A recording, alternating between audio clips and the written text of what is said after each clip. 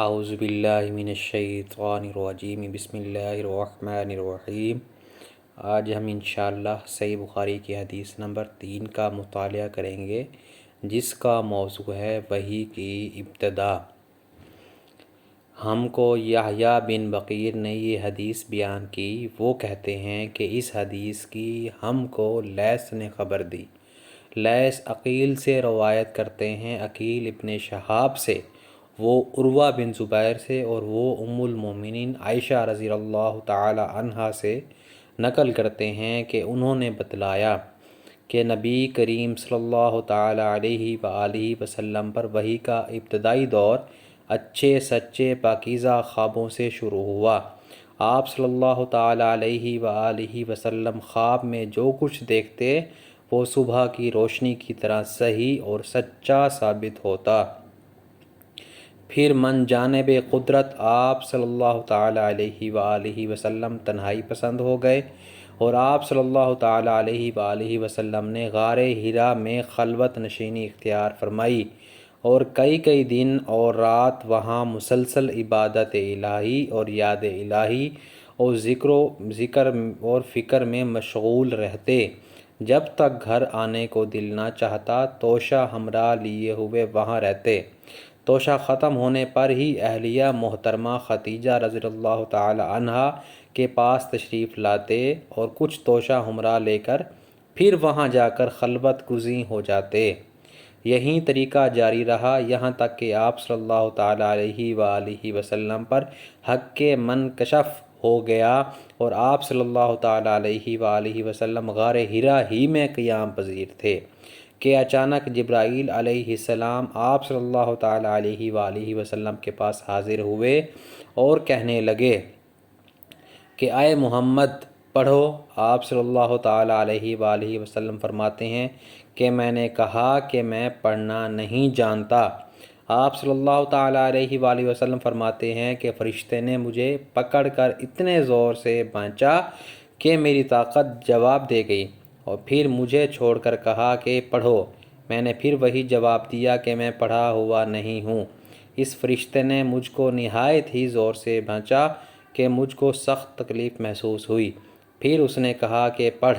میں نے کہا میں پڑھا ہوا نہیں ہوں۔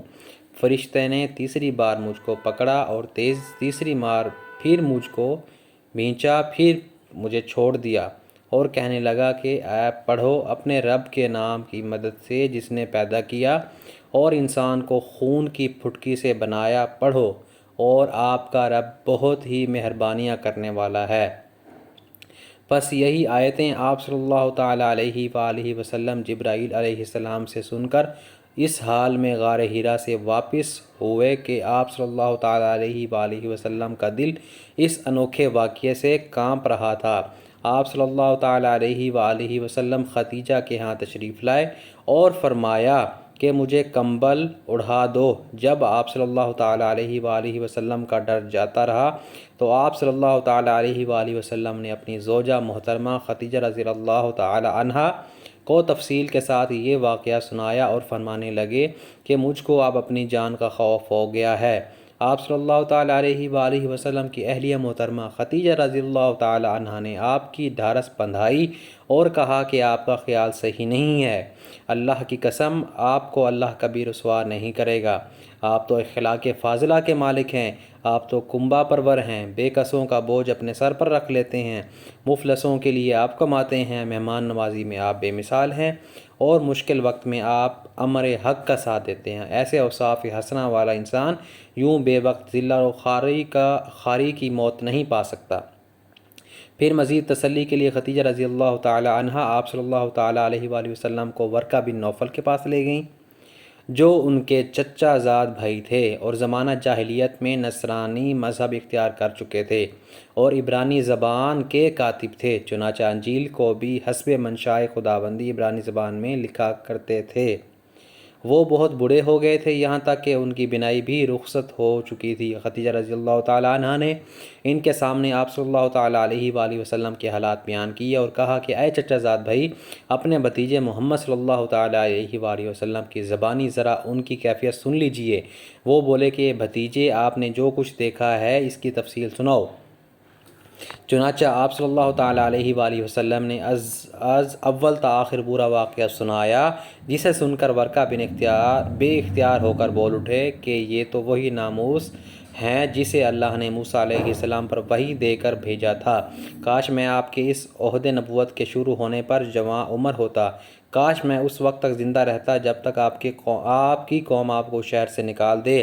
رسول اللہ صلی اللہ تعالیٰ علیہ وآلہ وسلم نے یہ سن کر تعجب سے پوچھا کہ کیا وہ لوگ مجھ کو نکال دیں گے؟ ورقہ بولا، ہاں یہ سب کچھ سچ ہے، مگر جو شخص بھی آپ کی طرح امر حق لے کر آیا، لوگ اس کے دشمن ہی ہو گئے۔ اگر مجھے آپ کی نبوت کا وہ زمانہ مل جائے تو میں آپ کی پوری مدد کروں گا۔ مگر ورقہ کچھ دنوں کے بعد انتقال کر گیا۔ پھر کچھ عرصہ تک وحی کی آمد موقوف رہی، یعنی رکی رہی، اور اس کے بعد پھر وحی کا سلسلہ پھر شروع ہوا۔ انشاءاللہ اگلی حدیث کا مطالعہ ہم اگلی ویڈیو میں کریں گے۔ تب تک اپنا خیال رکھیے گا۔ اللہ حافظ۔